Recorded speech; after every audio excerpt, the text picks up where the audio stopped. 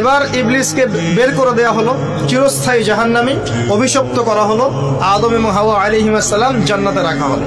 গাছের কাছে যেও না, তারা চলে গেলেন। কিভাবে চলে গেলেন? এখানে আসেন। ইবলিস এসে ওয়াসওয়াসা দিয়েছে। কি ওয়াসওয়াসা সেটা শোনেন। এটা একটা ভালো প্রশ্ন। কোন ওয়াসওয়াসায় পড়ে তার এই কাজটা করে ফেললেন? এটা সূরা তহার মধ্যে আছে। কোন সূরা? তহা। এখানে আল্লাহ পাক বলেছেন, ইবলিস এসে বলেছিল যে তোমরা যদি ওই গাছের কাছে যাও এবং এর ফল খাও, তাহলে তোমরা চিরস্থায়িত্ব লাভ করবে। চিরস্থায়িত্ব, অমর হয়ে যাবে। অমর, কথা বুঝতে পারছেন?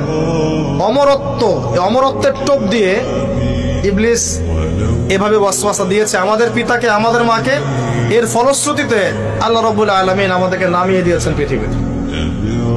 আল্লাহ পাক নামিয়ে দেওয়ার সময় আদম এবং হাওয়া আলাইহিস সালাম তাদেরকে ক্ষমা করে দিয়েছেন, কিন্তু একটা সময় দিয়েছেন, এখন আর জান্নাতে থাকা হবে না, পৃথিবীতে চলে যাও, এখানেও চিরস্থায়ী জীবন পাবে না, নির্দিষ্ট সময় থাকবে।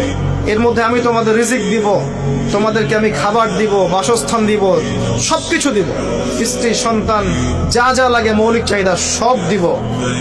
তখন যদি তোমরা আমার হেদায়েতকে মেনে চলো, আবার জান্নাতে ফিরে আসবে। যদি না মানো, ইবলিসের সাথে জাহান্নাম। কথা ক্লিয়ার?